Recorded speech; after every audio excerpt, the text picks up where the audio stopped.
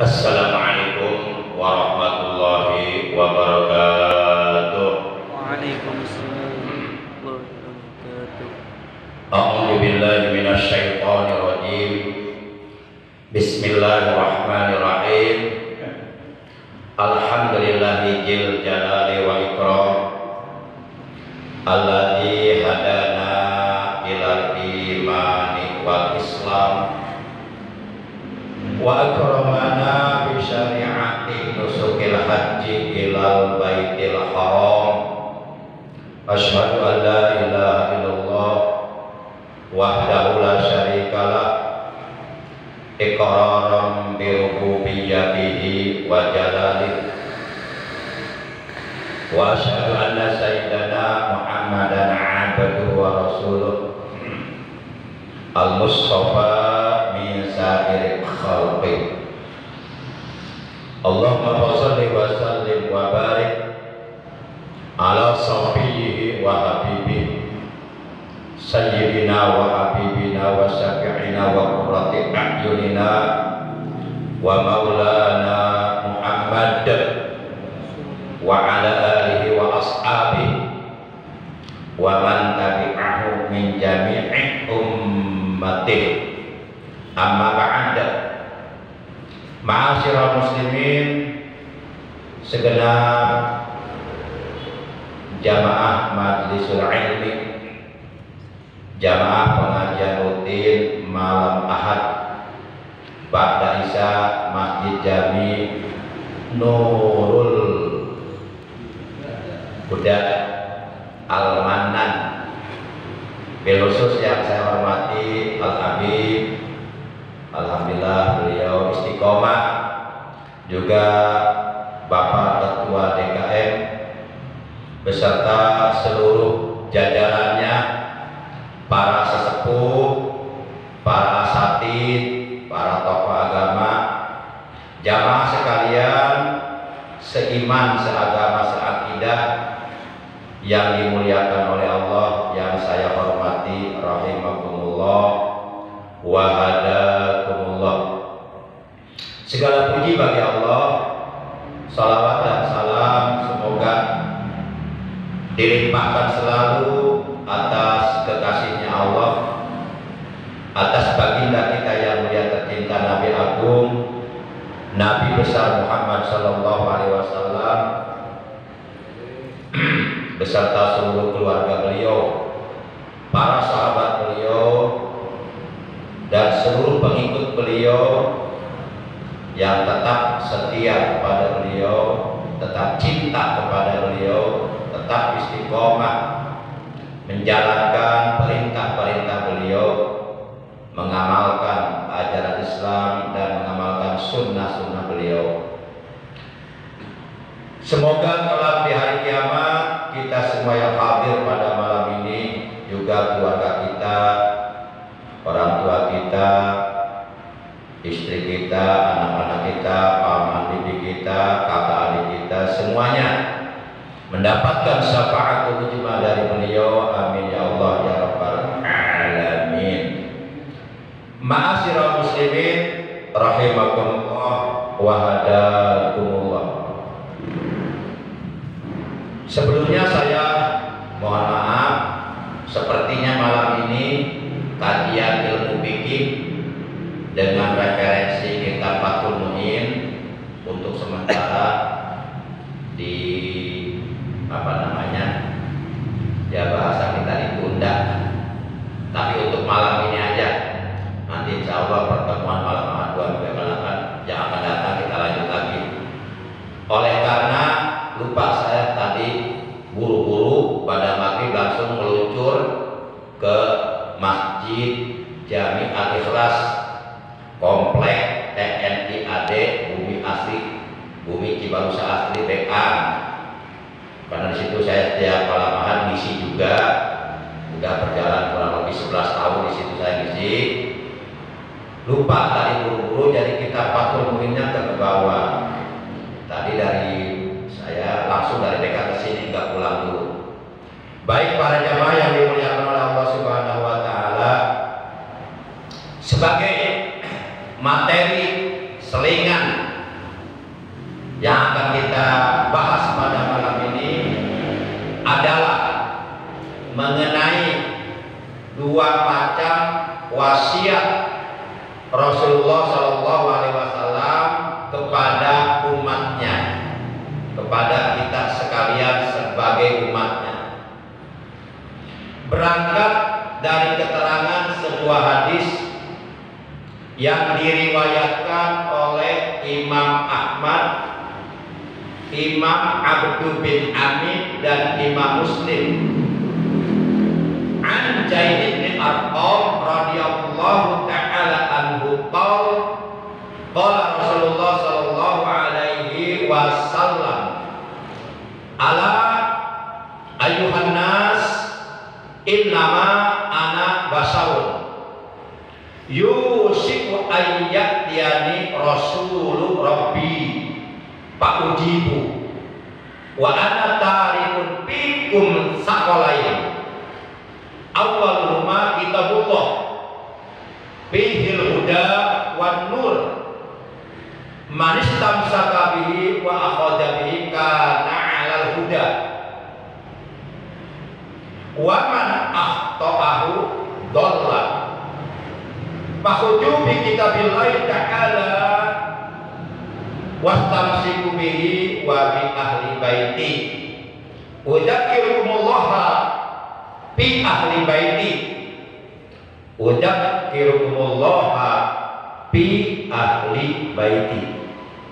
Nah, ini yang saya baca, ini hadis di mana hadis ini isinya adalah wasiat Rasulullah, dua macam wasiat Rasulullah untuk seluruh umatnya. Jadi dalam hadis ini Rasulullah berpesan, berwasiat kepada seluruh umatnya agar berpegang teguh pertama kepada kitabullah Al-Quran sebagai pedoman hidup kita, sebagai petunjuk dari Allah, sebagai way of life, pandangan hidup kita. Yang kedua, Rasulullah berwasiat kepada kita agar kita juga berpegang teguh kepada ahlul bait Rasulullah, kepada keluarga Rasulullah. Termasuk dalam kategori ahlul bait Rasulullah, keluarga Rasulullah, bukan hanya istri-istri beliau dan anak-anak beliau, akan tetapi juga cucu-cucu beliau dan dzurriyyah beliau, keturunan beliau, yaitu para habaib. Hum dzurriyyati, para habaib itu adalah dzurriyyahku, kata beliau, keturunanku. Jadi khalaqahumullah min tinati, Allah telah menciptakan keturunanku dari darah dagingku. Fawailun lil mukadzibina bi fadlihi, maka kecelakaanlah bagi orang yang mendustakan keutamaan keturunan Rasulullah. Man ahabbahum ahabbahullah, barang siapa yang mencintai dzurriyyatul Rasul, barang siapa yang mencintai keturunan Rasulullah, anak cucu Rasulullah, yaitu para habaib, ahabbahullah, maka niscaya Allah akan mencintai dia. Wa man abghadahum abghadahullah, dan barang siapa yang membenci keturunan Rasulullah, maka Allah akan membencinya. Baik, hadis yang tadi kita kaji, kita artikan dulu. Rasulullah Shallallahu Alaihi Wasallam beliau bersabda, ala ayyuhan nas innama ana basarun. Ingatlah, wahai sekalian manusia, kata beliau, innama ana basarun, sesungguhnya aku ini adalah manusia. Jadi Rasulullah mengatakan bahwa aku ini manusia seperti kalian. Artinya apa? Artinya Rasulullah juga hidup dan berjuang secara manusiawi. Jadi mempunyai sifat aqrab basariyah. Beliau makan, beliau minum, beliau beristri, beliau berkeluarga, beliau punya anak, punya keturunan, beliau bekerja, beliau berjuang, beliau berdakwah. Ya seperti kita lah. Jadi hidup dan berjuang secara manusiawi. Makanya yang diutus oleh Allah ke alam dunia itu dari golongan manusia, bukan dari golongan malaikat atau bukan dari golongan bangsa jin. Laqad ja'akum rasulun min anfusikum azizun 'alaihi ma 'anittum harisun 'alaikum bil mu'minina raufur rahim. Laqad sungguh benar-benar ja'a telah datang kepada kalian rasulun, seorang rasul utusan Allah, maksudnya Nabi Muhammad sallallahu alaihi wasallam, min anfusikum, dari jenis kamu sendiri, yakni dari bangsa manusia, bukan dari bangsa jin. Kalau umpama rasul yang diutus oleh Allah ke alam dunia dari bangsa jin, boleh jadi seluruh umat manusia akan beriman semua, nggak ada yang kafir, semuanya akan beriman. Akan tetapi berimannya mereka bukan semata-mata dasarnya keyakinan kepada Allah, tapi karena takut. Karena kalau nggak beriman sama Rasul yang dari bangsa jin tersebut, dicekek-cekekin pada takut. Jadi berimannya bukan keyakinan, tapi karena takut dicekek sama jin. Kalau Rasul yang diutus dari bangsa jin. Para jamaah yang dimuliakan oleh Allah, jadi innama ana basarun, sesungguhnya aku ini adalah manusia. Yusiku ayat yani Rasul Rabbi Pak Uji. Dalam waktu dekat, tidak lama lagi akan datang kepadaku seorang utusan Tuhanku, yaitu malakal maut, yang akan mengambil ruhku, yang akan mencabut nyawaku. Pak ujibu, maka lalu aku pun, kata beliau, memperkenankannya, mempersilahkannya. Artinya sebelum Rasulullah wafat meninggalkan umatnya, beliau berwasiat. Jadi kata beliau, aku adalah manusia seperti kalian, akan datang kepadaku kematian. Namun sebelum aku meninggalkan kalian, aku ingin berwasiat kepada kalian.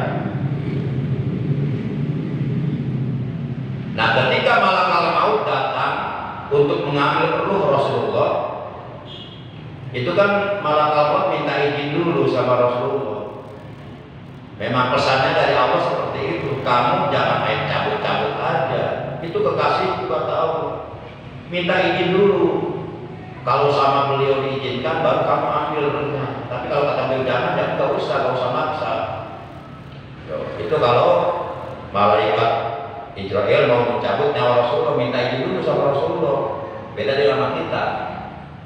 Kita mah aja cabut aja udah. Pak ujimu, maka aku pun memperkenankannya, mempersilahkan kepada malaikat Israel untuk mengambil ruhku. Wa ana tarikun fikun sakalain, dan aku tinggalkan bagi kalian dua pegangan hidup. Jadi sebelum aku meninggal dunia, sebelum aku wafat, aku tinggalkan bagi kalian dua pegangan hidup. Pegangan hidup bukan berarti begitu dipegang hidup, bukan, itu lain lagi. Kan ada pandangan hidup, ada pegangan hidup. Kalau pandangan hidup dipandang langsung hidup. Kalau pegangan hidup dipegang dulu baru hidup. Ada yang ketawa nih, kayaknya ngerti juga.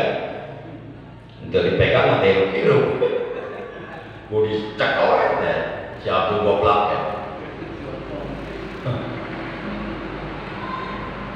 Artinya sebelum Rasulullah SAW beliau wafat pada hari Senin tanggal 12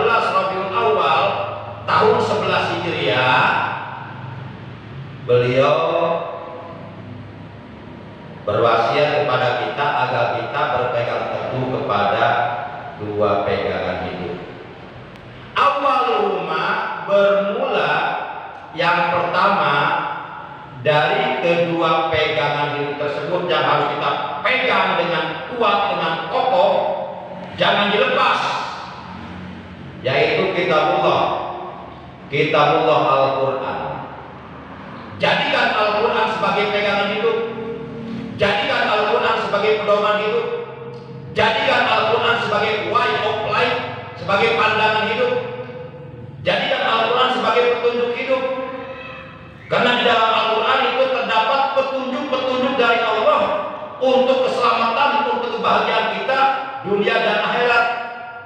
Sebagaimana Allah nyatakan dalam Al-Quran, syahrul Ramadan alladzi unzila fihil Qur'an hudal linnas wa bayyinatin minal huda wal furqan. Bulan Ramadan adalah bulan di mana Al-Quran diturunkan, hudal linnas sebagai petunjuk bagi seluruh umat manusia yang ingin selamat, bahagia dunia akhirat. Jadikan Al-Quran petunjuk hidup, jadikan Al-Quran pedoman hidup, jadikan Al-Quran sebagai imam dalam kehidupan Quran. Inna hadzal Quran syafi'un musaffaqun man ittaba'ahu qadahu ilal jannah wa man tarakahu au aqrada anhu au kalimatan nahwaha yukhha bi faqahu ilan nar. Hadisun marfu'un bi isnadin jayyid Rahul Bajar an Jabir radhiyallahu taala anhu. Jadi kata Rasul dalam hadis ini, sesungguhnya Al-Quran ini adalah pemberi syafaat. Selain dari 3 golongan yang telah mendapatkan izin dari Allah untuk memberikan syafaat kepada kita di hari kiamat, juga adalah Al-Quran. Kan menurut keterangan dalam hadis riwayat Imam Abu Dawud, Rasulullah bersabda, yasfa'u yaumal kiamati salah satu al-anbiya summal ulama summa syuhada. Yasfa'u sahih fi sab'ina min ahli baitihi. Di hari kiamat nanti ada 3 golongan yang sudah mendapatkan izin dari Allah untuk memberikan syafaat kepada kita. Dia akan memberikan syafaat kepada kita di hari kiamat, enggak sembarangan orang. Hanyalah orang-orang yang sudah diizinkan oleh Allah untuk memberikan syafaat. Kan dalam ayat kursi Allah berfirman, "Ma'amdalladzi yasfa'u indahu illa bi'idni." Siapa orang yang akan memberikan syafaat di sisi Allah kecuali bi'idni, dengan izin Allah. Jadi enggak semua orang bisa memberikan syafaat di hari kiamat. Hanya orang-orang tertentu yang sudah mendapatkan izin dari Allah untuk memberikan syafaat. Di antaranya 3 golongan. Pertama, al-anbiya, para nabi. Itu sudah mendapatkan izin untuk memberikan syafaat. Syafaat itu penting di hari kiamat untuk keselamatan kita. Summa ulama, yang kedua para ulama, guru-guru kita. Itu mereka sudah mendapatkan izin dari Allah untuk memberikan syafaat kepada murid-muridnya, memberikan pertolongan kepada murid-muridnya. Tentunya kepada murid-murid yang cinta sama gurunya, bukan yang durhaka sama guru. Kemudian summa syuhada, yang ketiga para syuhada, orang-orang yang mati syahid. Itu orang-orang yang mati syahid. Yasfa'us syahid fi sab'ina min ahli baitihi, kata Nabi. Orang yang mati syahid akan memberikan syafaat kepada 70 orang keluarganya. Yang nyata-nyata 70 orang keluarga ini itu ahli neraka, tapi mendapatkan syafaat dari orang yang mati syahid, akhirnya selamat, nggak jadi masuk neraka, akhirnya masuk ke surga. Itulah keistimewaan orang yang mati syahid. Para jamaah, nah selain dari 3 golongan, masih ada yang akan memberikan syafaat kepada kita, yaitu Al-Quran. Sebagaimana sabda Rasulullah, iqra'ul Quran fa innahu ya'ti yaumal qiyamati syafi'an li ashabi. Iqra'ul, bacalah oleh kalian Al-Quran. Fa innahu maka satuhune utawi Al-Quran iku ya'ti teko Al-Quran yaumal qiyamati ing dina kiamat syafi'an, memberikan syafaat li ashabi, kepada orang-orang yang gemar membaca Quran. Al-Quran diturunkan bukan hanya untuk dibaca, Walaupun memang ibadah lisan yang hukumnya sunnah yang paling afdal membaca Quran. Kemudian yang kedua berzikir kepada Allah. Kemudian yang ketiga berdoa kepada Allah. Hal ini sebagaimana diterangkan di dalam kitab Al-Azkar karangan Imam Nawawi. Nah, tapi Al-Quran bukan hanya untuk dibaca.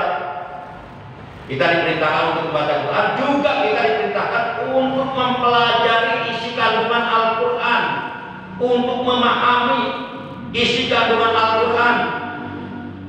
Karena di dalam Al-Quran itu terdapat petunjuk-petunjuk dari Allah. Bagaimana mungkin kita akan bisa mendapatkan petunjuk dari Allah yang ada dalam Quran kalau kita nggak paham Quran? Kalau kita hanya sebatas bisa baca doang. Makanya di samping kita diperintahkan untuk membaca Quran, juga untuk memahami isinya. Dan jauh lebih penting dari membaca Quran, jauh lebih penting dari memahami Al-Quran adalah memanifestasikan, mengaplikasikan, menerjemahkan, merealisasikan ajaran-ajaran Al-Quran di dalam kehidupan sehari-hari, diterapkan. Sehingga Al-Quran ini benar-benar jadi imam kita, jadi pemimpin dalam diri kita. Al-Quran katakan haram, kita tinggalkan. Al-Quran katakan halal, kita perbuat. Al-Quran katakan hak, kita tegakkan. Al-Quran katakan batil, kita berantas. Nah, barang siapa yang menjadikan Al-Quran sebagai pedoman hidup, sebagai pegangan hidup, sebagai pandangan hidup, sebagai petunjuk hidup, sebagai imam dalam hidup, kata Nabi, man ittaba'ahu qadaula jannah. Man barang siapa ittaba'a, yang mengikuti atau yang mengamalkan terhadap Al-Quran, barang siapa yang mengamalkan ajaran Al-Quran diterapkan di dalam kehidupannya sehari-hari, barang siapa yang menjadikan Al-Quran sebagai imam dalam hidupnya, sebagai pemimpin dalam hidupnya, qadahu ilal jannah, maka kelak di hari kiamat Al-Quran akan menuntun orang itu untuk masuk ke dalam surga. Ketika kita melintas di atas sirat, jembatan gawat darurat menuju surga, yang di bawah jembatan tersebut api neraka menyala-nyala, berkobar-kobar. Nah, Al-Quran akan datang nanti memberikan pertolongan kepada kita. Kita dipegang, dibawa masuk dalam surga kalau kita cinta Al-Quran. Itu yang pertama, wasiat Rasulullah. Awwaluhuma kitabullah. Yang pertama adalah kitab Allah. Fihil huda wan nur. Di dalam kitab Allah Al-Quran itu ada huda, petunjuk, wan nur, dan ada cahaya. Di masjid Nurul Huda, nurul cahaya, al-huda petunjuk, cahaya petunjuk. Nah, manis tamsaka bihi wa akhadha bihi karena ala huda. Barang siapa yang berpegang teguh kepada kitabullah Al-Quran, menjadikan Al-Quran sebagai pedoman hidupnya, sebagai pandangan hidupnya, sebagai petunjuk hidupnya, menjadikan Al-Quran sebagai imam dalam hidupnya, wa akhadha bihi kana ala huda, maka adalah ia akan berada dalam petunjuk Allah. Sebaliknya kata Nabi, wa man akhta'ahu dolla, dan barang siapa yang menyalahi Al-Quran, barang siapa yang menentang terhadap Al-Quran, barang siapa yang mengingkari ayat-ayat Allah yang ada dalam Quran, mendustakannya, dolla, dia hidupnya akan tersesat. Orang yang hidupnya tersesat, tempat kembalinya neraka, tersesat dari jalan kebenaran, tersesat dari petunjuk Allah. Makanya kata Nabi di akhir hadis, beliau mengatakan, bahulu bi kitabillahi ta'ala wastamsiku bihi wa bi ahli baiti,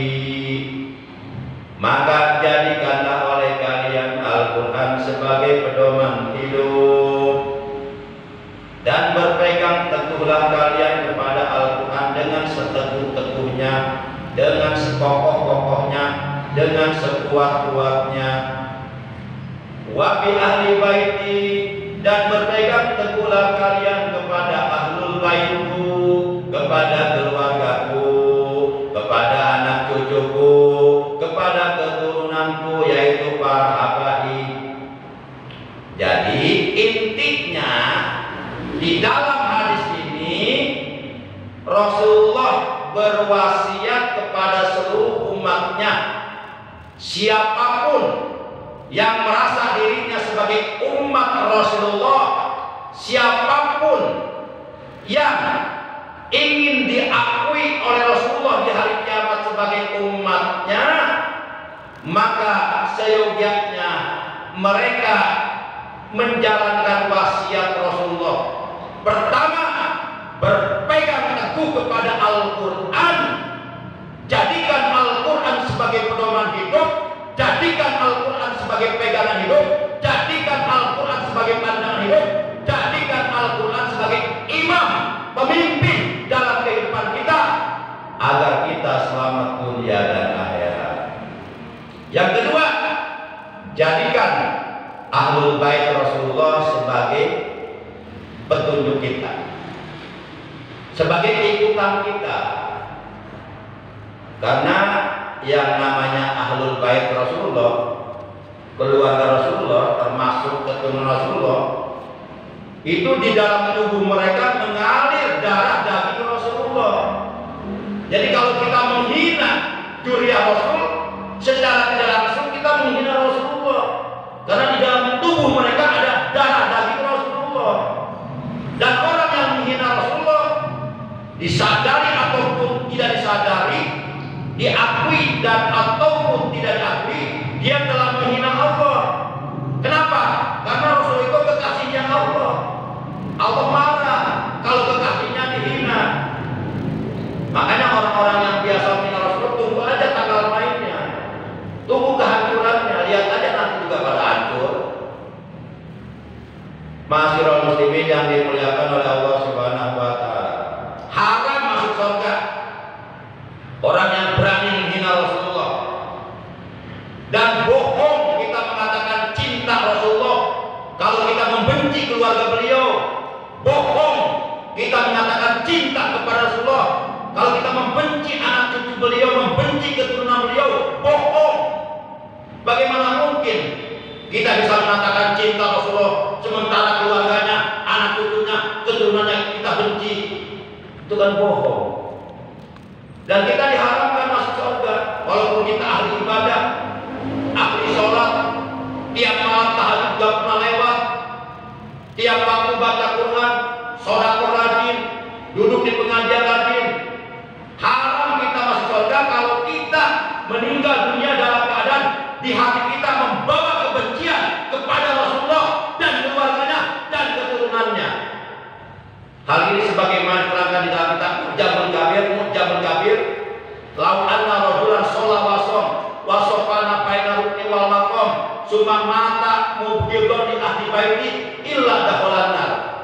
Seandainya seseorang rajin sholatnya, saking rajin sholatnya sampai jidatnya hitam, rajin puasanya, saking rajin puasanya sampai badannya kurus, kering kerontang, tiap tahun menunaikan ibadah haji ke tanah suci Makkah Mukarramah, kemudian orang tersebut meninggal dunia dalam keadaan di hatinya menyimpan kebencian kepada Rasulullah, menyimpan kebencian kepada ahlul bait beliau, menyimpan kebencian kepada keturunan beliau, illa dakhalan nar, melainkan orang tersebut akan masuk neraka. Nauzubillah min. Jadi gak ada artinya kita ibadah rajin kalau di hati kita menyimpan kebencian kepada Rasulullah, kepada ahlul baitnya, kepada keturunannya. Awas, jaga hati kita, jangan sampai ada kebencian kepada mereka. Mbah Maimun Jubair pernah mengatakan, seburuk-buruknya keturunan Rasulullah, sebejat-bejatnya keturunan Rasulullah, sejelek-jeleknya keturunan Rasulullah, tetap kita tidak ada hak untuk memponis mereka jelek. Tetap kewajiban kita memuliakan mereka. Yang kita lihat Rasulullahnya. Kalau umpama ada Habib, akhlaknya buruk nih, misal Habib apa namanya, misal tukang mabuk, misal, tetap kita nggak ada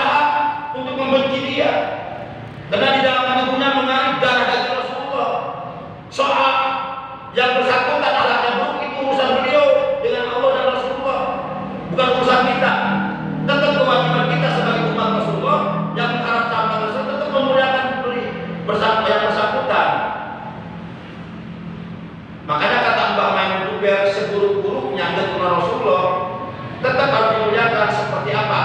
Seperti Quran yang sudah kumel, Quran yang sudah rusak, yang sudah bertahun-tahun udah dekil, udah kucel, tetap itu Quran walaupun keadaan seperti itu wajib dimuliakan nggak?